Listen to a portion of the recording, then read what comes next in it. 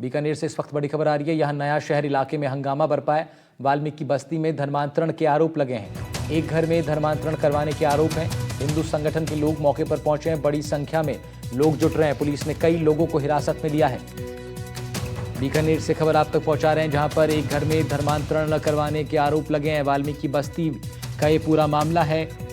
हिंदू संगठन के लोग मौके पर पहुंचे हैं। बड़ी संख्या में लोगों की मौजूदगी वहां पर। पुलिस ने कई लोगों को इस प्रकरण में हिरासत में ले लिया है। नया शहर इलाके में जमकर हंगामा बरपा जब एक घर में धर्मांतरण की बात सामने आई, जिसके बाद हिंदू संगठन के लोग मौके पर पहुंचे हैं। में अभी पिछले काफ़ी महीनों से धर्मांतरण का एक बहुत बड़ा रैकेट चल रहा है।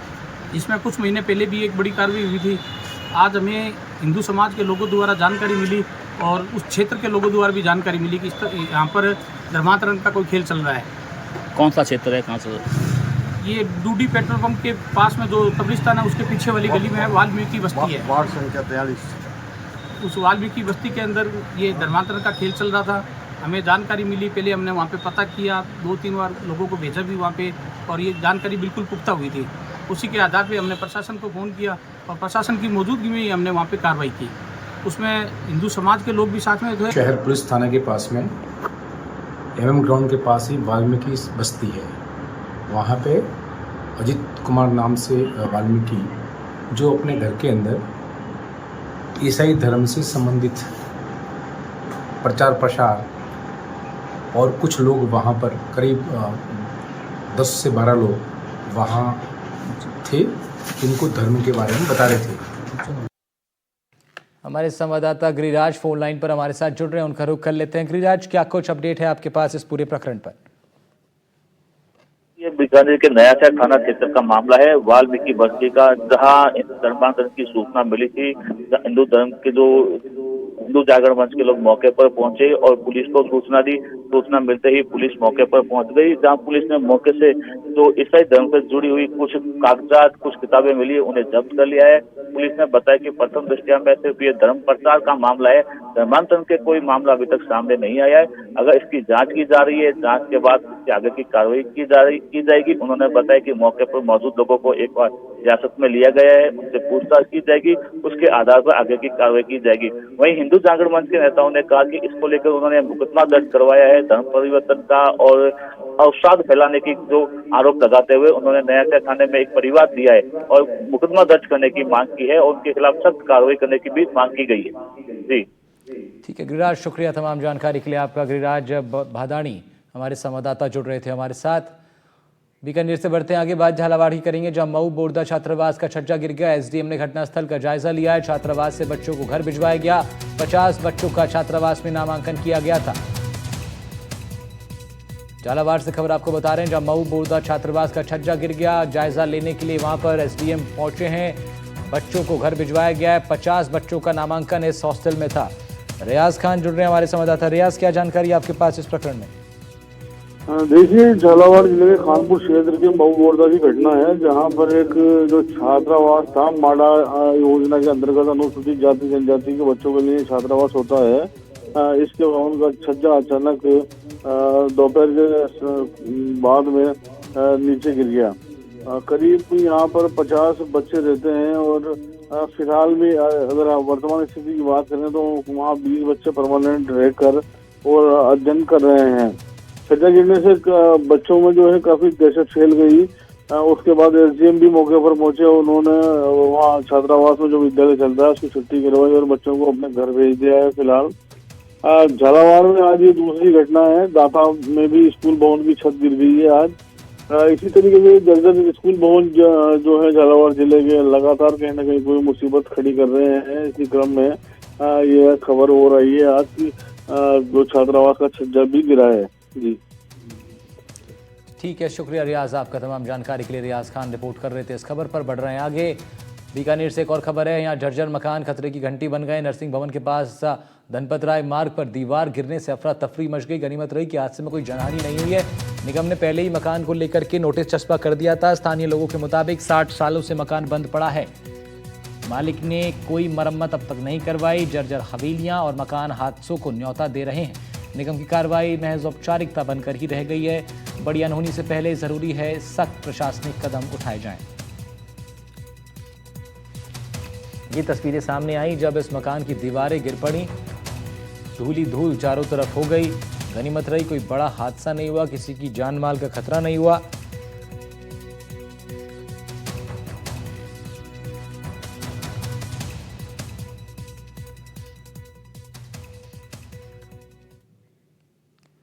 और बात नरेश मीणा की करते हैं। 8 महीने बाद थप्पड़ कांड को लेकर जेल से बाहर आए मीणा फिर सलाखों के पीछे पहुंच गए। इन पर अब राजकीय कार्य में बाधा डालने और डीएसपी से धक्का मुक्की का आरोप है।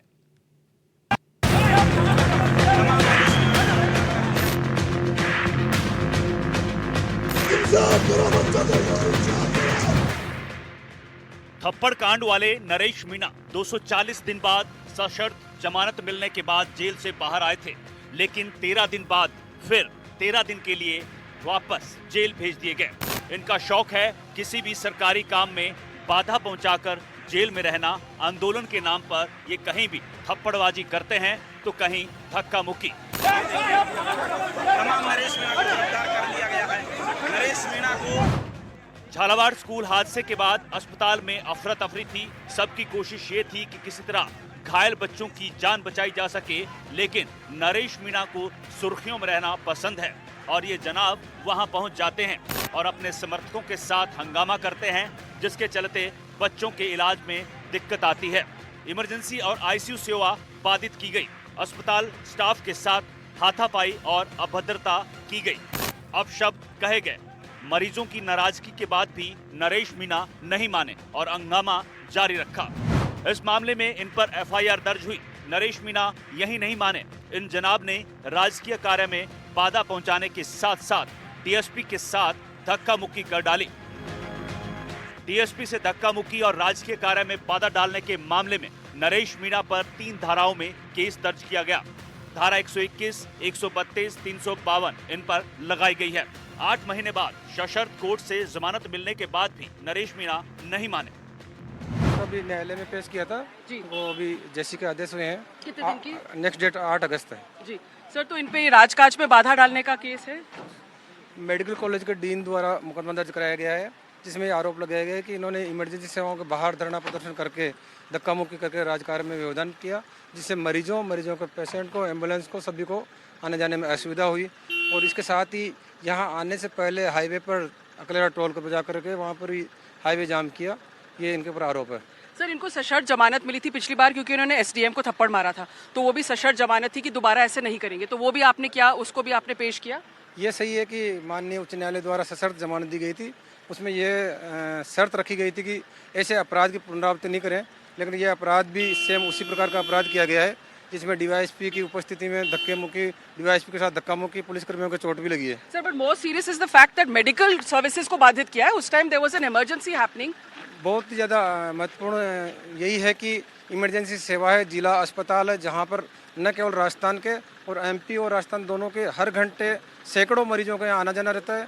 गंभीर बीमारी से ग्रसित लोग यहाँ आते हैं। इनके द्वारा जो प्रदर्शन किया गया है बिल्कुल ही कानूनी रूप से गलत था और लोकतंत्र इनकी मांग करने के और भी अन्य तरीके थे। मेडिकल कॉलेज के डीन द्वारा मुकदमा दर्ज कराया गया था, जिसमें यह आरोप है कि नरेश मीणा व इनके समर्थकों ने इमरजेंसी सेवाओं के बाहर आकर के उग्र प्रदर्शन किया, जिससे वहाँ सेवाएं बाधित हुई। और इसके साथ ही इनके द्वारा प्रदर्शन करने से मरीजों के परिजनों, एम्बुलेंस सेवाएं, अन्य सेवाएं जो गंभीर बीमारी से ग्रसित मरीजों को जो लेकर के आते हैं, उनको आने जाने में व्यवधान हुआ। वरिष्ठ पुलिस अधिकारी, वरिष्ठ प्रशासनिक अधिकारी, वरिष्ठ मेडिकल ऑफिसर के सामने इन्होंने धक्का मुक्की की और गंभीर जो राजकार्य में व्यवधान करने के इसके आरोप है। अब कोर्ट ने क्या आदेश दिए? कोर्ट द्वारा इनको न्यायिक परीक्षा में भेजने का आदेश दिए हैं। नेक्स्ट डेट 8 अगस्त रही है। लोगों को न्यायिक अभी हमने 3 आदमी पेश किए हैं, नरेश, मुरारी और जेपी जयप्रकाश। तीनों को एक ही प्रकरण में गिरफ्तार करके पेश किया गया है। एक अन्य आरोपी और गिरफ्तार हुआ है, उसको हम कल पेश करेंगे। इन तस्वीरों को देखिए, कैसे गिरफ्तारी के बाद पुलिस नरेश मीणा को सीक्रेट तरीके से कोर्ट ले गई ताकि मीणा के समर्थक किसी भी तरह से रोकने की कोशिश न करे और उनको कोर्ट में पेश किया जा सके। नरेश मीणा को जब पुलिस ने पकड़ा तो इनका कहना था कि मैं बच्चों के लिए इंसाफ की मांग कर रहा हूं। परिजनों को 1 करोड़ का मुआवजा मिलना चाहिए। मैं न्याय के लिए लड़ता रहूंगा। उस धरने में हम शामिल हुए थे। हमारी मांग थी कि बच्चों के परिजनों को 1 करोड़ रुपए मिले और घायलों को 50 लाख रुपए। कितने लोगों के साथ आए थे, कितने गाड़ियों के साथ आए थे? मैं अकेला चला था जनक्रांति यात्रा से। मेरे साथ कितने लोग थे? मैं अभी भी इंसाफ मांग रहा हूँ बच्चों के लिए। 1 करोड़ रुपए मांग रहा हूँ बच्चों के लिए, परिजनों के लिए 1 करोड़ रुपए मांग रहा हूँ। इंसाफ करो बच्चों के लिए, इंसाफ करो। सवाल यह है कि आप आंदोलन करिए, आम जनता को न्याय दिलवाने के लिए लड़ाई लड़िए, लेकिन हंगामा, धक्का मुक्की, बदसलूकी और राजकीय कार्य में बाधा डालकर किसी को न्याय नहीं दिला सकते। आप कानून को हाथ में लेकर लड़ नहीं सकते और बड़े अधिकारियों के साथ धक्का मुक्की नहीं कर सकते। आप अस्पताल के स्टाफ के साथ गाली गलौज नहीं कर सकते। अगर आप ये कर रहे हैं तो साफ है कि आप सुर्खियों में बने रहने के लिए सब करते हैं, जो कि सरासर गलत है। Bureau report, NDTV, Rajasthan.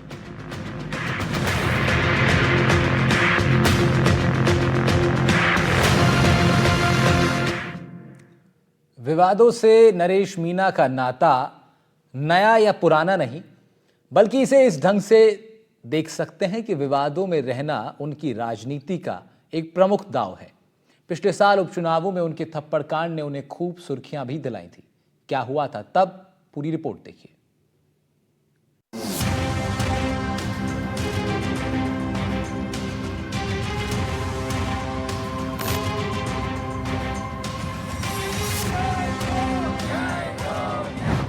तेरह नवंबर 2024 राजस्थान में 7 विधानसभा सीटों पर उपचुनाव हो रहे थे।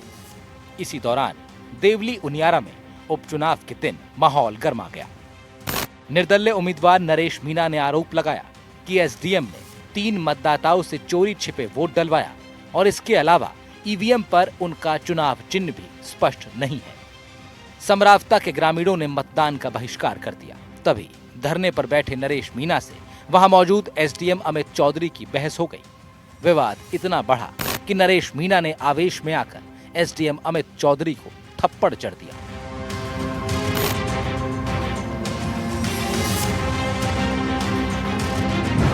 शाम होते होते मामला काफी बढ़ गया। मीणा समर्थकों ने पुलिस वाहनों में तोड़फोड़ कर दी। 2 पुलिस वाहन समेत एक अन्य गाड़ी, करीब 10 बाइकों को आग के हवाले कर दिया गया। पुलिस पर हुए पथराव में कई पुलिसकर्मी घायल हुए। बमुश्किल पुलिस ने मीणा को हिरासत में ले भी लिया था, लेकिन उनके समर्थकों द्वारा उत्पात मचाए जाने के बाद वो मौके से फरार हो गए। फरारी काटते मीणा ने सोशल मीडिया पर एक वीडियो शेयर किया। प्रशासन को खुली चुनौती देते हुए कहा, अगर प्रशासन में दम है तो मुझे गिरफ्तार करके दिखा दे। इसी बीच एसडीएम ने नरेश मीणा के खिलाफ मुकदमा भी दर्ज करवा दिया। नगरफोर्ट थाने में दर्ज एफआईआर में लिखा गया, देवली उनियारा उपचुनाव के दौरान जिला निर्वाचन अधिकारी की आदेश संख्या 15/505 की पालन में मैं तैनात था। नरेश मीणा बूथ संख्या 183 समरावता गांव में आए और ग्रामीणों के मतदान बहिष्कार के बीच निर्दलीय प्रत्याशी ने मतदाताओं को मतदान न करने के लिए उकसाया। उन्होंने मतदान कक्ष में जाकर अपनी फेसबुक आईडी से ईवीएम मशीन का लाइव वीडियो बनाया। कई बार मतदान बूथ पर आकर गालियां दी, जान से मारने की धमकी भी दी। उन्होंने मुझे थप्पड़ मारा, मेरा गला दबाकर जान से मारने का प्रयास किया। थप्पड़ कांड के अगले दिन नरेश मीणा को गिरफ्तार कर लिया गया, लेकिन इससे पहले मीणा को पकड़ने की पुलिस की तमाम कोशिशों को समर्थकों ने नाकाम कर दिया था। मतदान खत्म होने के बाद रात में समर्थकों द्वारा हिंसा और आगजनी की गई। पुलिस पर पथराव की खबरें सामने आई। नरेश मीणा की जगह जगह गिरफ्तारी की मांग को लेकर विरोध भी हो रहे थे। गिरफ्तारी के बाद भी नरेश मीणा के समर्थकों ने जगह जगह प्रदर्शन किए। कोर्ट में सुनवाइयों के दौरान कई बार नरेश मीणा की जमानत याचिकाओं को खारिज कर दिया गया, लेकिन 8 महीने बाद हाल ही में नरेश मीणा को सिर्फ इस शर्त पर जमानत मिली थी कि वो अपनी हरकतें दोबारा नहीं दोहराएंगे। जेल से बाहर जब नरेश मीणा आए तो उनकी बातें सुनकर एक बदला हुआ आदमी नजर आ रहा था। क्या कहा था जेल से बाहर आते वक्त मीणा ने, जरा सुनिए। जो अनुभव जेल से रह के गुजारा, उससे क्या सीख मिली है? क्योंकि बहुत सारी बातें हो गई, बहुत सारे इंटरव्यू हो गए, दो चीजें क्या सीखी जेल में? एक तो आप, ये बहुत कम कठिनाइयां हैं जो मैंने झेली है या हम झेल रहे हैं आज की तारीख में। जब भगत सिंह को पढ़ते हैं तो उनके सामने कुछ नहीं है। अगर आप में कुछ करने की ललक है तो फिर भगत सिंह के बराबर बलिदान देने की ताकत आप में होनी चाहिए। ये मैंने सीखा है और प्रेरणा लेता हूं भगत सिंह से कि उसके लिए जो भी बलिदान कुर्बानी नरेश को देनी पड़ेगी वो देगी। जेल से बाहर आने के बाद नरेश मीणा जन क्रांति पैदल यात्रा निकालने सड़कों पर उतरे। झालावाड़ से कोटा तक ये यात्रा निकलनी थी। 2 ही दिन हुए थे कि अब नरेश मीणा फिर जेल में है। नरेश मीणा का विवादों से नाता पुराना या नया नहीं, बल्कि इसे इस ढंग से देख सकते हैं कि विवादों में रहना उनकी राजनीति का मुख्य दांव है। इस बीच ये भी दिखाई देता रहा कि नरेश मीणा के पास अपना खुद का न सिर्फ वोट बैंक है, बल्कि उनके लिए पुलिस की लाठियों से लेकर जनता की गालियां खाने को तैयार सैकड़ों समर्थक भी हैं। इन्हीं समर्थकों को उत्साहित रखने और अपनी राजनीतिक जमीन को खाद देने के लिए मीणा विवादों में घिरे रहने को ही अपनी ताकत समझने लगे हैं। Bureau report, NDTV Rajasthan.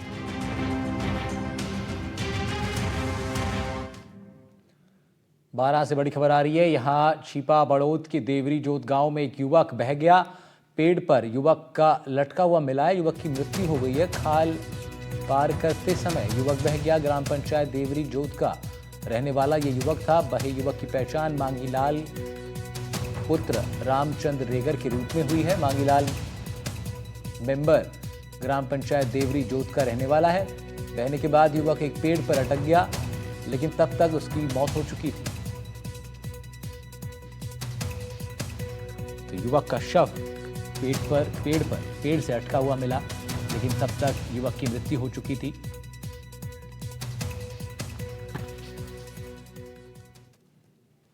इसी के साथ प्राइम में फिलहाल इतना ही। खबरों का सिलसिला रहेगा जारी। नमस्कार।